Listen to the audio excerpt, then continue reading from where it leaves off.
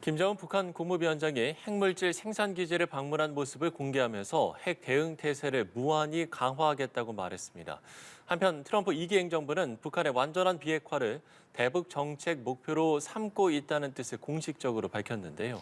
트럼프 행정부 2기의 대북 정책 전망과 북한의 속내를 반길주 국립외교원 교수와 자세히 알아보겠습니다. 안녕하십니까? 안녕하세요. 예. 자, 앞서 리포트에도 보셨습니다만 트럼프 대통령이 취임 이후에 북한을 핵 보유국, 또 김정은 위원장은 스마트 가이라고 언급을 하면서 지금 이제 스몰딜을 추진하는 거 아니냐 이런 좀 관측들이 많은 것 같은데요. 교수님께서는 이 부분 어떻게 좀 보고 계세요?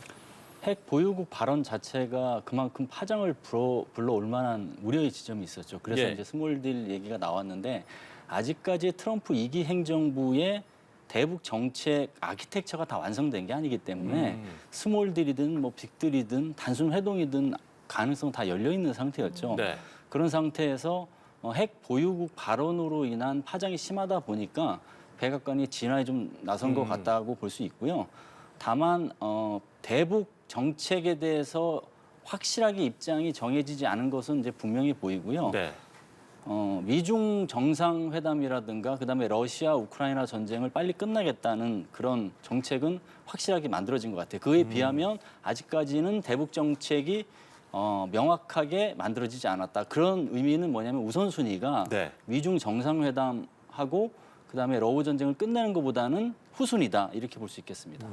예, 그런데 오늘 백악관이 트럼프 집권 1기 때와 마찬가지로 완전한 비핵화를 추구할 거다라는 첫 공식 입장을 내놨잖아요. 그러면 이건 또 어떻게 해석해 볼 수 있을까요? 지금까지 이제 미국의 스탠스는 두 가지가 혼재됐다고 볼 수 있습니다. 첫 번째는 조율되지 않은 그런 상황에서 각 인사들이 핵 보유국이라는 발언을 한 것. 근데 그게 이제 초기이기 때문에 조율되지 않았다라는 것을 감안하기에는 네. 과거에는 대통령까지도 나서서 그런 얘기 했단 말이죠. 그게 파장이 굉장히 컸기 때문에 그게 이제 진위가 뭔가 그 대통령까지 얘기했는데 조율되지 않은 내용이 그대로 나올 수가 있는가라는 거기에 방점을 두어서 스몰딜 얘기까지 나온 건데 네네. 근데 결과적으로는 아직까지 설계가 안 된 게 하나 있고요. 그럼에도 불구하고 두 번째 어떤 시각에서 봐야 되는 것은 핵 군축에 대한 여지를 전혀 안 두는 게 기존의 미국 정책이었겠는데 핵 군축에 대한 여지도 이제는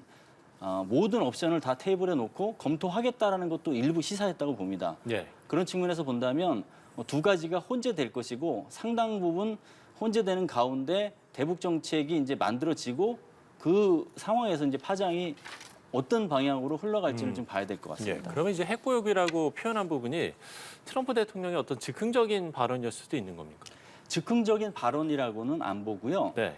과거에 미국이 했던 것으로는 북한 핵 문제를 해결하지 못했기 때문에 여러 가지 것들을 다 논의 선상에 두어야 되는 상황에서 핵 군축을 전혀 염두에 둔 것은 아니다. 네. 그러니까 과거에는 전혀 염두에 안 뒀는데 네. 염두에 둘 수 있다는 여지를 좀 남긴 것이고요. 그리고 트럼프 1기 때와 다르게 4년이 넘어가면서 김정은이 핵무기를 굉장히 많이 강화시켜놨거든요. 예, 그렇죠. 그 현실에 대한 인식도 반영됐기 때문에 나온 발언이지 그냥 아무 뭐 배경과 아무 그 명분 없이 그다음에 뭐 원인 규명 확인 없이 그냥 나온 발언은 아니다. 그렇게 볼 수 있겠습니다. 예, 지난 23일에 이제 보면은 트럼프 대통령이 세계 경제 포럼의 실시간 화상 연설로 참여를 했는데 여기에는 북한에 대한 언급은 하지 않았거든요. 그거는 이제 트럼프의 어떤 그 정책적 방향성, 그다음에 정책 의지를 좀 살펴보면 이해가 될 것 같아요. 첫 네. 번째는 트럼프 지금 이기 정부에 살려고 하는 게 첫 번째는 바이든 지우기, 두 번째는 다른 대통령이 하지 못했던 것을 트럼프가 해낸다라는 레거시를 만들어내려고 하는 게 하나 있고 예, 예. 마지막으로는 노벨 평화상에 도움이 되는 것들은 좀 하려고 하는 의지가 좀 있어요. 그런 것을 본다면 중국하고 러시아하고 군축회담을 하는 것은 지금 굉장히 시급한 일인데 못 해왔던 게 사실이에요. 네네. 중국하고는 핵군축 관련해서 실내구축 조치로 만들어놓은 장치가 하나도 없고요. 러시아하고는 INF라고 해서 중거리 핵전력 조약하고 뉴스타트라고 해서 신전략무기 감축 협정이 있었는데 그것도 다 지금 사실은 없어진 상태거든요. 예. 그러니까 핵무기가 통제되지 않는 상태로 무한 확장할 수 있는 환경이 있기 때문에 트럼프가 그걸 하겠다라는 의지가 이제 있는 것이고 근데 그 의지를 하는 데 있어서 북한은 일단 배제시켜 놓은 거죠. 왜냐하면 아. 중국하고 러시아하고는 북한하고 핵을 갖고 있는 위치가 다릅니다. 예. 중국, 러시아는 P5라고 해서 유엔 상임 안전보장이사회 상임이사국 5개 국가가 그대로 핵 보유국인데 네, 그거 이제 그 국가는 공식화돼 있는 거잖아요. NPT 체제 하에서 핵 보유국을 갖고 있는 5개 국가고요. 예, 예. NPT 체제 밖에서 2개 국가가 핵무기를 갖고 있는 게 그게 이제 파키스탄하고 인도거든요. 그리고 이제 핵무기가 있는지 없는지 뭐 인정도 부인도 안 하는 이스라엘이 있습니다. 그 밖에 있는 국가가 북한인데 거기에 묶어서 같이 핵 군축을 얘기한다고 하면 김정은에게 엄청나게 협상력을 높여주는 것이거든요. 아, 오히려. 네. 그러니까 그걸 구분했다. 그 구분하려는 의도가 전략적으로 셈법에 녹아 있다. 그렇게 판단할 수 있겠습니다. 예, 그런데 또 다른 인터뷰를 보면 트럼프 대통령이 김정은은 내 기완을 반길 것이다. 김정은에게 다시 연락할 거다. 이렇게 이야기를 했거든요. 이렇게 북미 대화 재개를 굉장히 의지가 있게 언급을 했었는데 사실 저희가 생각하기에는 국제 정세상으로 워낙에 우크라이나 전쟁이 좀 급하기 때문에 북한은 후순위에 밀리지 않겠느냐 이런 관측이 나왔었는데 이렇게 트럼프가 직접 언급했던 배경은 뭐가 있다고 보십니까? 저는 미국이 북한하고 협상을 하려고 하는 그 자체의 어젠다는 여전히 후순위라고 봅니다. 아. 러시아하고 우크라이나 전쟁을 빨리 이제 마치는 거 하고 이제 종전이든 휴전이든 하는 거 하고 그리고 이제 미중 관계 설정 어떻게 할 것인지 이게 이제 네. 중요한 거고요. 네.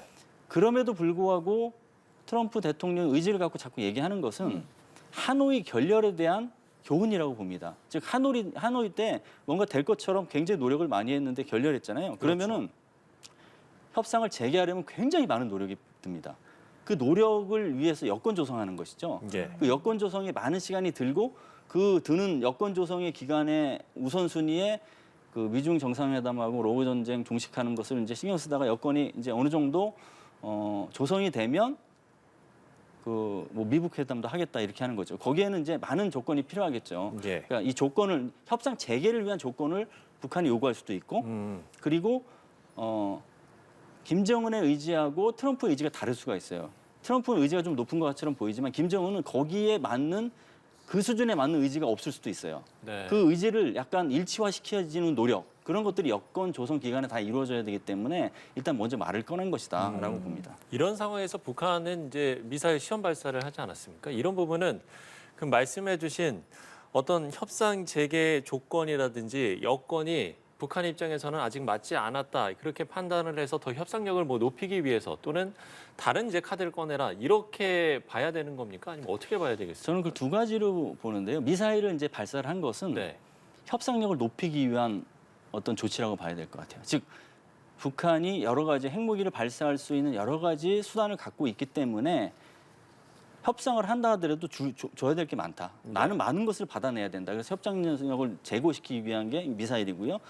이제 한미 연합훈련 이번에 쌍매훈련에 대해서 비난을 했는데 그렇죠. 한미 연합훈련에 대해서 비난을 한 것은 협상을 재개하려면 한미 연합훈련 중단 혹은 축소 카드를 선제적으로 제시를 해야 된다라는 것을 얘기한 거죠. 트럼프 1기 때 실제로 그런 사례가 있기 때문에 그것은 가능한 조건이라고 판단하고 있을 가능성이 높습니다. 그리고 프레드 플레이츠 미국 우선주의 정책연구소 부소장 트럼프 진영에서도 캠프에서도 어느 정도 역할했던 그분도 사실 이번에 선제 조건으로 한미 연합훈련 중단을 뭐 제시할 수도 있다라는 식으로 뉘앙스 있게 얘기했잖아요. 그거는 과거 트럼프 1기 때 했던 사례를 바탕으로 해서 가능성이 있다라는 것을 사실은 트럼프 진영 쪽에서 던진 거기 때문에 네. 미국이 받을 가능성도 있다라는 측면에서 굉장히 예의주시해야 되는 분야죠. 예, 오늘 김정은 위원장이 핵물질 생산 기지 그리고 핵무기 연구소를 현재 지도하는 사진을 공개했습니다. 뭐 물론 이게 방문을 언제 한 건지 정확한 시점은 알려진 건 없지만 이 사진 공개는 오늘 했다는 건데요. 이 공개한 시점이 좀 생각을 해보면 트럼프가 대화 시도를 했는데 이에 호응하지 않으면서 마치 보란 듯이 이런 사진을 공개를 하고 또 이렇게 강경한 입장을 내놓은 건 아까 전에 말씀하셨던 그 협상력을 높이려는 그런 시도라고 봐야 됩니까? 그렇죠. 저는 그 두 가지로 보는데 트럼프가 거래적 접근을 통해서 하려고 하는 보통 이제 순번을 따지면 제일 먼저 하는 게 최대 압박이에요. 예. 압박을 하다가 상대방이 어느 정도 뭐 나오느냐에 따라서 압박 수위를 조절하고 하는데 김정은이 그걸 잘 알기 때문에 최대 압박 카드를 먼저 꺼내든 거죠. 예. 그래서 최대 압박을 통해서 이제 그 협상 거래판을 크게 하고 협상력도 높이기 위한 그게 이제 첫 번째 하나가 있고요. 두 번째는 앞으로 미국과 북한이 협상을 하게 된다면 그 목표가 북한 비핵화가 아니라 핵 군축이어야 된다라는 신호를 이제 보낸 것이죠. 왜냐하면 핵물질 생산 기지를 이제 가서 뭐 핵무기 뭐 최대치로 핵무기를 만들겠다는 신호를 보낸 건데 그런 국가에게 바로 비핵화라는 얘기는 못하게 하게끔 하겠다라고 함으로써 비핵화가 아니라 협상의 최종 목적은 군축이다. 중국과 러시아처럼 핵 보유국으로서 할 수 있는 당당한 위치에서 핵 군축을 하겠다라는 신호를 던진 거기 때문에 굉장히 이것을 전략적으로 여기에 말려들지 않도록 해법을 마련하는 게 이제 중요하죠. 예. 뭐 핵 대응 태세를 한개 모르게 진화시키는 게 자신들의 입장이다. 일단 최대치로 말을 먼저 해놓고 시작을 하는 것 같고요. 그리고 이 공개된 사진을 좀 보니까 일단 이 소재지가 어딘지 밝히지 않았고 이 사진만으로 봐서는 기존에 있는 강선, 영변 이 핵시설과 같은 곳인지 다른 곳인지 뭐 제3의 시설인지 알 수가 없는데 어떻게 봐야 됩니까? 그건 저는 한 세 가지 정도로 보는데 첫 번째는 핵물질 생산 기지는 사실 전략 기지예요.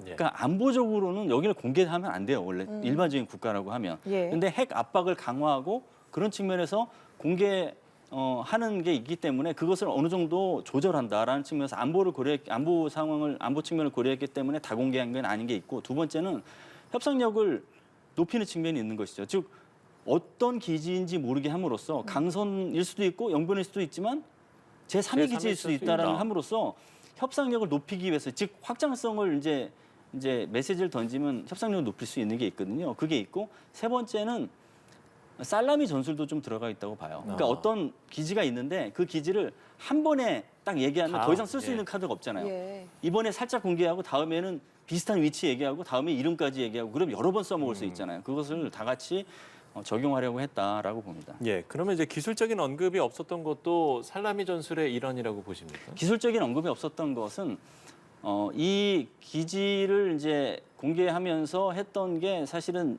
목표가 중요하지 네. 기술이라는 것은 목표를 달성하기 위한 수단과 방법이잖아요. 근데 핵무기를 만들 수 있는 기술이 일단 북한에게 있어요 지금.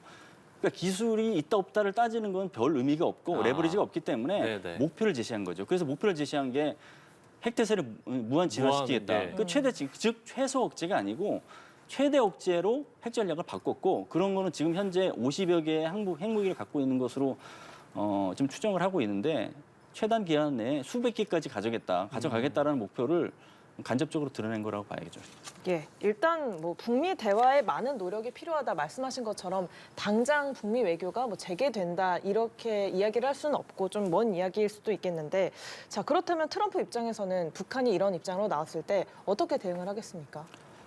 트럼프는 이제 뭐 스몰딜이든 아니면 뭐 단순 회동이든 빅딜이든 간에 트럼프는 모든 국가에게 생각하는 게 이제 거래적 접근이기 때문에 네.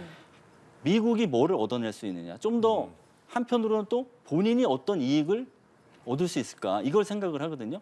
만약에 스몰딜을 했을 때 생각을 해보면 미국 혹은 트럼프가 무슨 이익을 얻을 수 있을까? 첫 번째 생각해보면 돈을 이제 가장 중요히 생각하는 게 돈을 많이 버는 건데 사실은 그게 이제 관세도 마찬가지고 그러면 스몰딜을 했을 때 미국이 걷어낼 수 있는 뭐 돈이 있을까? 그렇지가 않잖아요. 무슨 예를 들어서 제재를 해제하고 거기에 이제 경제 협력을 해서 돈을 벌을 수 있다라고 하기에는 미국이 이제 할 수 있는 게 많지가 않고 하려면 차라리 한국이 할 수 있는 게 많고 그러면 그 많지 않단 말이죠. 네. 근데 생각은 따져볼 것 같아요. 그런 거를. 그럼 두 번째는 뭐냐? 그러면 스몰딜을 못하게 할 가능성이 있는 한국 정부를 상대로 예. 레버리지를 높여서 방위비 분담금을 많이 받아내겠다 이런 세법을 가동할 수 있는데 근데 방위비 분담금 해법은 트럼프 일기에서 보면 그거 아니더라도 할 수 있는 게 있거든요.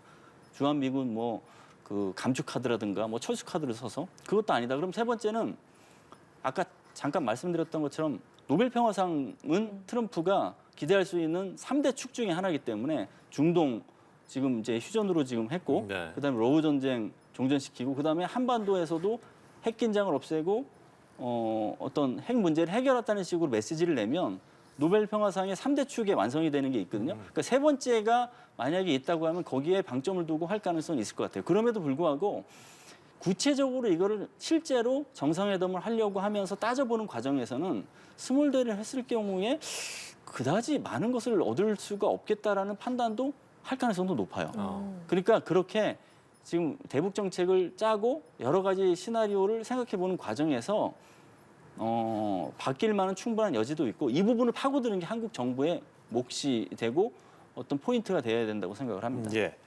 그럼 이제 북한의 반응은 어떻게 나올 것인가 이 부분도 이제 끝으로 전망을 해봤으면 좋겠는데 뭐 앞서 이제 뭐 살라미 전술도 이야기를 해주셨습니다만 만약에 이제 살라미 전술이라고 한다면 추가적인 어떤 도발이라든지 분명 이제 어떤 행동들이 있지 않겠습니까? 앞으로 북한의 대응은 어떻게 좀 예상을 하세요? 앞으로 이제 도발을 이제 협상을 염두에 두고 도발을 계속 지속할 가능성이 굉장히 높죠. 그러니까 당장 이제 말씀드렸던 것처럼 러시아 우크라이나 전쟁을 끝내고 위중 정상을 회담을 하면서 북한 이슈가 3순위 정도는 돼야 되는데 거기서 네. 더 멀어지지 않도록 주목을 계속 가져가면서 동시에 협상력을 높이기 위해서 여러 가지 이제 카드를 쓸 거라고 봅니다. 네. 거기에는 이제 미국을 대상으로 하는 협상 카드이기 때문에 거기에 맞는 도발 카드를 쓸 가능성이 높아요. 그러면 탄도미사일 발사라고 하면 IRBM 중거리 탄도미사일 이상급. 예. 그다음에 뭐 크게는 이제 ICBM급. ICBM을 이제 안 한 게 정상각도 이제 진입인데 거기에서 이제 서태평양상을 탄착점으로 해서 발사하는 것도 있을 테고 두 번째는 제2경 능력이라고 하는데 잠수함에다가 탄도미사일을 실은 게 SLBM이잖아요. SLBM을 이제 장착해서 발사를 한다고 하면 최근에 이제 발사한 전략 순항 미사일이 잠수함에서 쏠 수 있는 미사일이라는 분석도 있어요. 그렇게 따지면 최소한 괌이라든가 이런 군데에 타격을 할 수 있는 거거든요. 그것도 예. 은밀하게. 그러면 미국에 대한 이제 협상 레버리지 측면에서는 엄청나게 이제 도움이 되겠죠. 그리고 이제 남은 카드 하나가 7차 핵실험 이런 것까지 다 고려해서 앞으로는 미국과의 협상에서 레버리지를 높이기 위해서 특화된 도발의 방점을 둘 가능성이 높다. 그 와중에 약간 혼선 측면에서 국지 도발에 대해서 중간중간에 어떤 그 융합시키는 방식으로 국지 도발할 가능성이 있죠. 근데 이제 무게 중심은 대북 협상력 제고 그러면서 결과적으로 핵 보유국 지위를 미국과의 협상을 통해서 얻고 러시아를 등에 업고 또 서포트를 받고 하면서 최종 목표치인 공식 핵 보유국으로 가려고 할 것이다라는 게 굉장히 높고요. 그러면 이제 한국은 이걸 어떻게 할 것이냐. 한국이 혼자 할 수 있는 게 있고 한미 동맹을 통해서 할 수 있는 게 있고 네. 유사 입장국하고 할 수 있는 것들이 있을 거예요. 그것을 촘촘하게 해서 다중화해서 그걸 못하도록 많은 게 외교 안보 측면에서 굉장히 중요한 사안이 되고 있다라고 볼 수 있겠습니다. 예, 알겠습니다. 트럼프 행정부 2기 북미 관계의 치열한 협상, 기싸움도 좀 예상해 볼 수 있겠습니다. 지금까지 반길주 국립외교원 교수와 이야기 나눠봤습니다. 고맙습니다. 고맙습니다. 감사합니다.